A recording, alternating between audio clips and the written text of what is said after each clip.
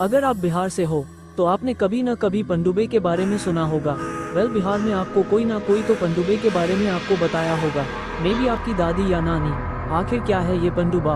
पनडुब्बा एक water ghost है जो कि बिहार की one of the famous urban legends में से एक है। यह एक ऐसी सुपरनैचुरल एंटिटी है जो नदियों, तालाबों, कुओं या किसी भी पानी के स्रोत के आसपास रहती है।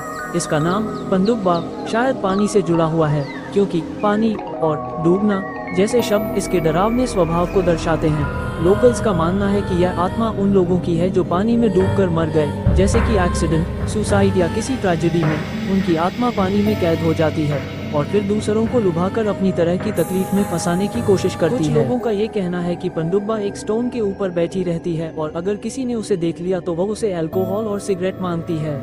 लोगों को पानी की ओर खींचना ये रात के समय सबसे एक्टिव होता है, खासकर जब चांदनी रात हो या आसपास साइलेंस हो। ये ह्यूमन वॉइसेस की नकल करता है, जैसे कि किसी की मदद के लिए पुकार या किसी परिचित की आवाज। फॉर एग्जाम्पल, अगर कोई व्यक्ति अकेले तालाब के पास से गुजर रहा हो तो उसे लग सकता है कि उसका दोस्त उसे बुला रहा है। जब वह आवाज का पीछा करता है तो वह पानी के करीब पहुंच जाता है और फिर पनडुब्बा उसे पानी में खींच लेता है। कई केसेस में लोग डूब जाते हैं और गांव वाले इसे पनडुब्बा का काम मानते हैं। वह पनडुब्बा का कोई एक अपीयरेंस नहीं है।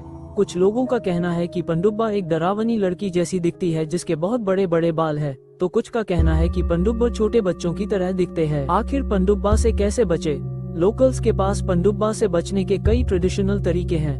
रात में पानी के पास न जाना, खासकर अकेले, क्योंकि पनडुब्बा अंधेरे में ज्यादा पावरफुल होता है। ताबीज और मंत्र, कुछ लोग ताबीज पहनते हैं या स्पेसिफिक मंत्र बोलते हैं ताकि आत्मा उनसे दूर रहे। आवाज का पीछा न करना, अगर आपको रात में कोई अजीब आवाज सुनाई दे, जैसे कि कोई बुला रहा हो, तो उसे इग्नोर करना चाहिए। पानी में पूजा, कुछ गांवों में लोग तालाब या नदी में पूजा करते हैं ताकि पनडुब्बा शांत रहे।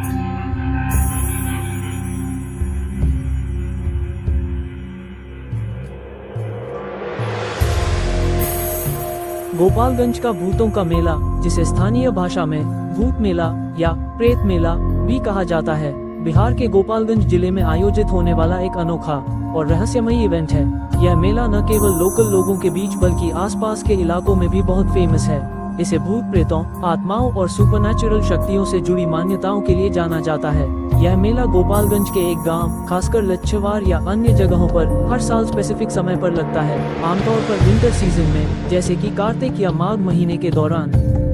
इस मेले का मेन पर्पस लोगों की भूत प्रेतों से रिलेटेड प्रॉब्लम्स को सॉल्व करना है। लोकल लोगों का मानना है कि कुछ बीमारियां, मेंटल इश्यूज, बैड लक या अजीब व्यवहार भूत प्रेतों या बुरी आत्माओं के प्रभाव के कारण होते हैं। इस मेले में लोग ऐसी परेशानियों से छुटकारा पाने के लिए आते हैं। यहाँ तांत्रिक, ओझा और स्पिरिचुअल हीलर्स मौजूद रहते हैं, जो स्पेशल रिचुअल्स और मंत्र तंत्र के जरिए इन प्रॉब्लम्स को दूर करने का दावा करते हैं। आप ये तस्वीरों को लगातार दिखाते रहिए। वो महिला को दिखाइए जो पीला कलर का साड़ी पहनी हुई है वहाँ पर है। वो महिला को देखिए आप, वो महिला पता नहीं उनको क्या हुआ है। और जैसा कि यहाँ के पुरोहित बता रहे हैं, जैसा कि यहाँ के गांव वाले बता रहे हैं कि ये यहाँ पर कोई नया नहीं है। वो डांस कर रही महिलाएं, उनको दिखाइए। उन पर माता आई हुई है या प्रेत आया हुआ है और वो उस प्रेत से मुक्ति चाहते हैं और उसी मुक्ति के लिए सब हो रहा है। और गोपालगंज के लछवार धाम में हम आए हुए हैं। नवमी का दिन है। कहा जा रहा है कि सप्तमी अष्टमी को तो इतना भीड़ था कि आप पूछिए मत। और स्थिति देखिए, यहाँ पर रोज यही स्थिति रहती है।